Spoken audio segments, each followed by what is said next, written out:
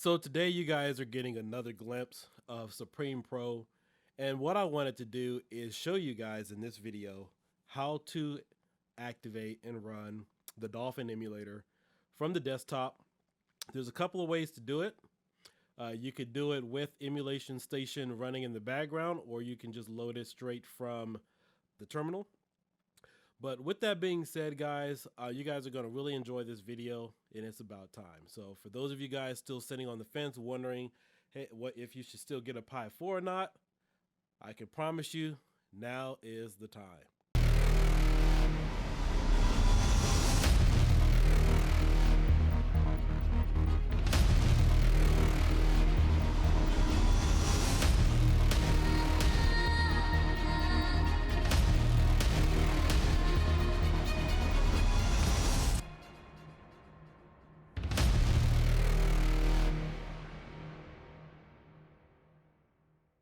So this is Supreme Pro.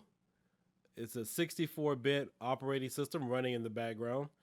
By default, when you guys get it, it is enabled for 32-bit operation. It promises everything that you guys have already seen in the past with my other videos and on other channels. So let's go ahead and get into this. You guys will be able to run the Dolphin emulator and also I think it's called a Shakura emulator. Both of them give you two different types of results. Now, before I fully get into this, I'm just letting you guys know I'm still playing around with it and configuring it. There are some improvements and frame rate issues in some parts, but for the most part, it does work.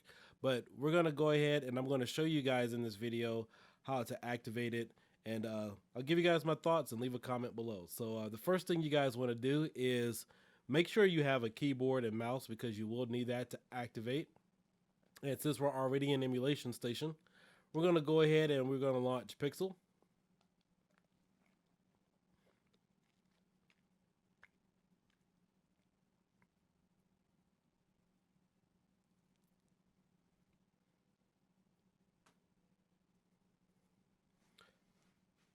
And a huge thank you to We're Dirty Gaming, who's done most of this work by himself. And here we are. The first thing you guys are going to need to do to activate this feature is you will need to turn on the 64-bit operation for the image. So the first thing you need to do is go to this icon here that says config scripts.sh, execute in terminal. Now I'm not going to do everything here myself because I've already done it.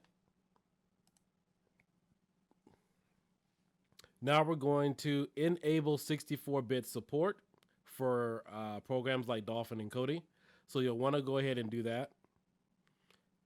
And then the next option you do want to select is the enable the ignoring of EDID display data. Now, I do know that after you select the first option, or maybe both the first and the fifth option, you do need to reboot. So you do need to reboot maybe one or two times. So once you guys go ahead and reboot, you will then need to go back again into the system, log back in the Emulation Station, and then relaunch Pixel. So that way you guys can take full advantage of the new changes.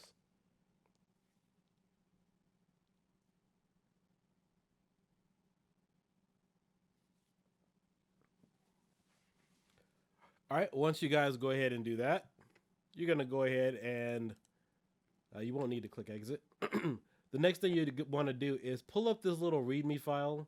This is my desktop here. We have Rycast. You guys don't need to mess around with that. That's for the Sega emulator.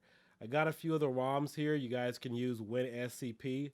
I'm not going to do a tutorial or show how you guys could load your Nintendo ROMs on here. But I used WinSCP, I logged in, and then just transferred my GameCube and Nintendo Wii games over to the desktop using WinSCP. So the first thing you want to do here is go ahead and open up the README file. I'll go ahead and make it a little bigger so you guys can see it. And this is what you guys need to pay attention to right here. Pretty simple, pretty straightforward. And again, there are two ways to do that. And fortunately for you guys, I'm going to show you guys how to do both setups.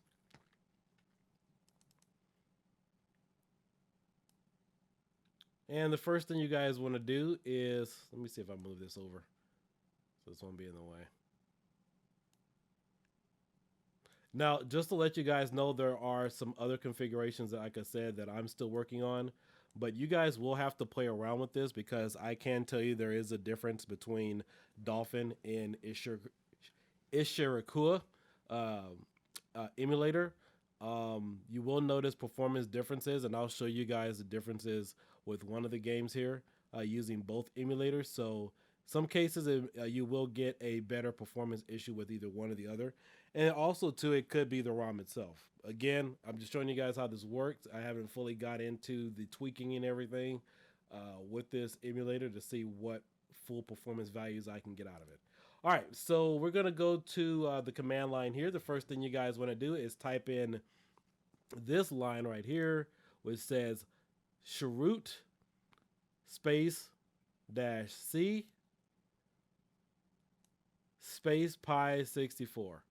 Now, I already have the command line here, but you guys can either select it and then copy and paste it by right-clicking in the terminal. But since I already have it here, I'm just going to hit up on my keyboard and hit enter. And then the next thing you guys want to do is type in Supreme, S-U-P-R-E-M-E.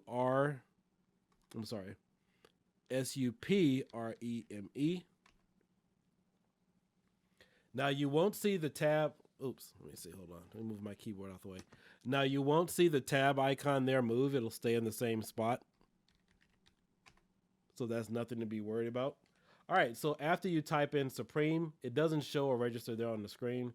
So it'll take you to the next command line. So the next command line you do want to enter is sudo space chmod space a+w space /dev /shm,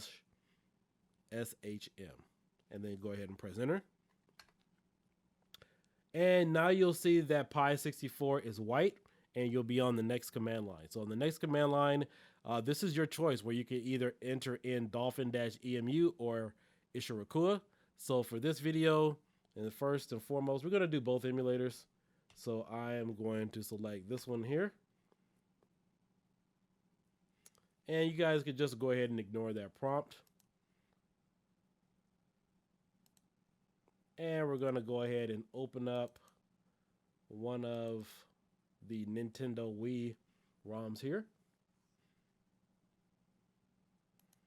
And I'll turn the volume up so you guys can hear it.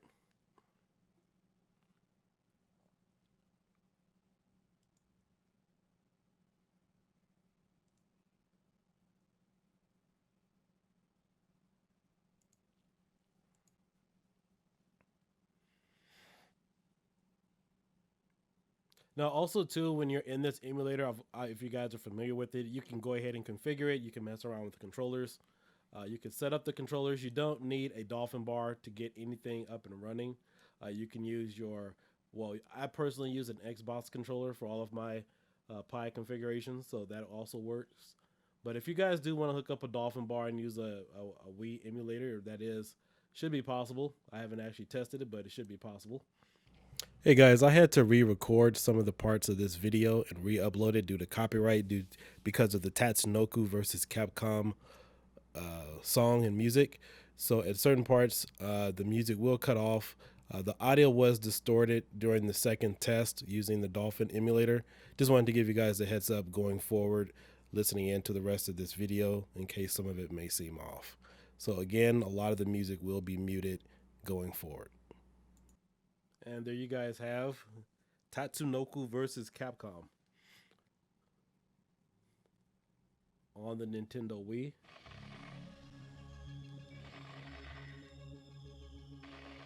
And let me go ahead and make this full screen for you guys, just so you guys see there's no frame drops.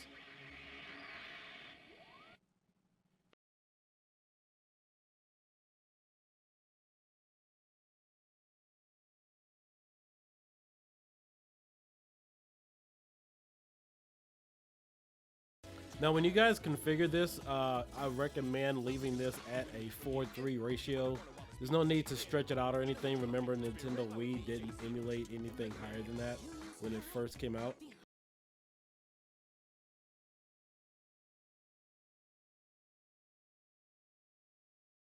I'll play around with the size a little bit so you guys can see.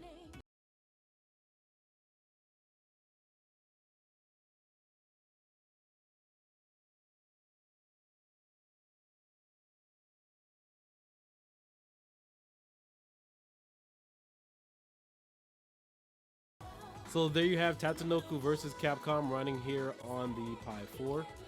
One of the interesting things about this game was they changed the combo system for this game. I mean, typically in order to do some of the moves for Tatsunoko versus Capcom, you had to hold in a direction in order to do some of the aerial combos, unlike, let's say, Street Fighter or Marvel vs. Capcom series, where you're just holding crouch or you're hitting a button and you can launch somebody into the air. With Tatsunoko versus Capcom, you had to hold like down forward in order to launch somebody in the air for some of the characters. So it was a very unique fighting system. One of the cool things I loved about this game was this was made in between Marvel vs. Capcom 2 and Marvel vs. Capcom 3. There was a long hiatus. This was released in arcade somewhere around 2008, 2009 or so. Is actually where I first saw it and played it. But overall, it's a great game. So now we're going to go to, in fact, let me go ahead and close this out, because I want you guys to see the other emulator. Go ahead and hit yes. And now we are going to, let's see if my window's open.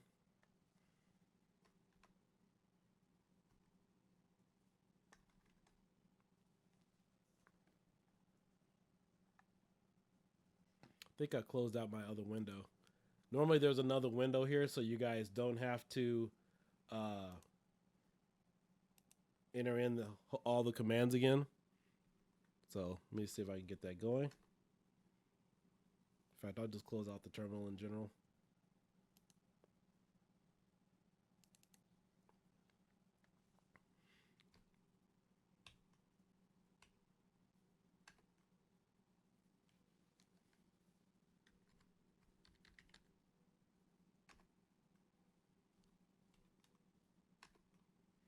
And we're going to launch the official with the original Dolphin-EMU.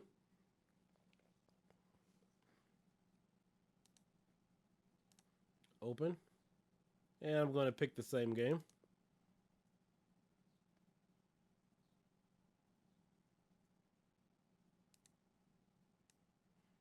Now, when I release my build, I'm not sure if I'll leave any of the Nintendo games on here. Speaking of the GameCube or Wii games, but I may, just so you guys can play around with it if you want. I know a lot of you guys have a hard time trying to source some of these games here. So, okay, so we're going to go ahead and skip ahead to the next segment. I had some YouTube uploading errors, so I had to edit out a good 2 minutes of this video. But when I did load the Dolphin emulator with Tatsunoko, it didn't run perfectly. I mean, it was okay, but the audio was really lagging. So now I'm going to show you guys how to log out of the desktop and log straight in to the desktop without Emulation Station. We're going to go right back to Emulation Station. And on your keyboard, you're going to select the F4 button to completely log out. And I already have the command here. You guys are going to type in Start X, which will take you straight into the desktop.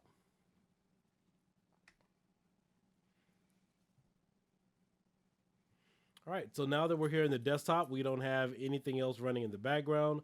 So this will give you a little bit better performance increase.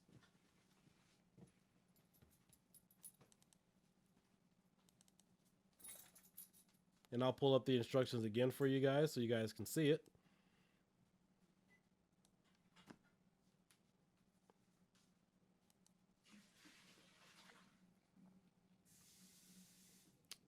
And let's stretch this out.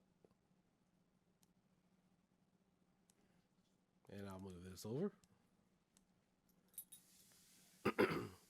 All right, so here we are again. We're going to type in our same commands. And we're going to type in Supreme again for the password. Next, we're going to type in the sudo space chmod space a+w space /dev/shm. Enter. And then, of course, you're going to select the emulator you want of choice. So, again, we're going to try the Ishirokua or Ishirokua. If any of my subscribers, you guys are watching, please, well, I guess I could look it up myself, but if you guys want to type in the actual pronunciation of this emulator, please feel free to do so. I'd appreciate that.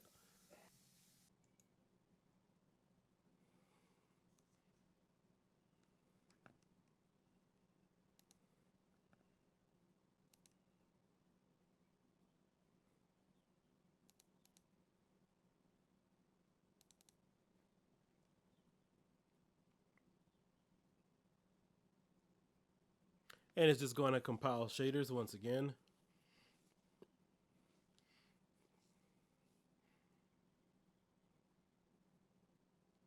Now, when this is done, I'm just going to let it launch. I will try a couple of the other games just so you guys can see. I do believe I have Mario Kart for the GameCube, so I will try that one when this game is finished.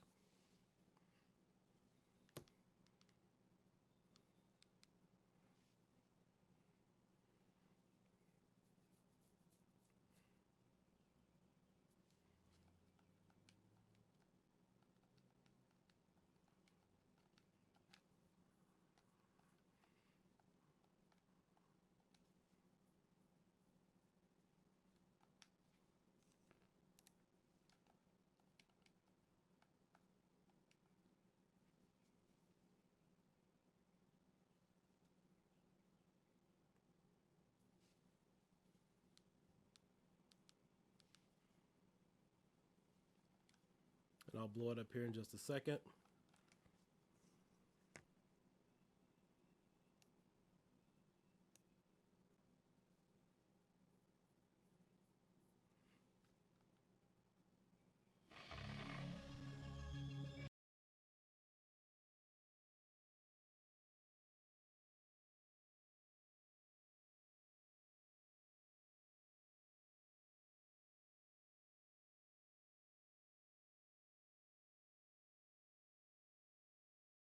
All right, there you guys have it. Now we'll go ahead here and we're gonna go ahead here and exit out. We're gonna go ahead and start a GameCube game.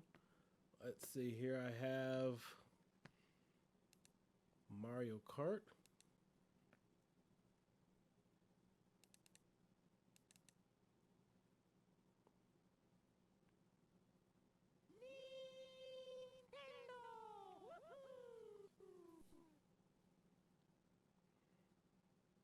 Oh, almost forgot to let you guys know.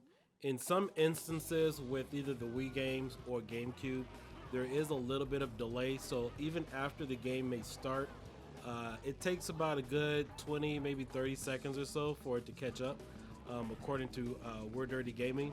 So he's actually tested or used some of this several games, and he's had it, running perfectly on his end.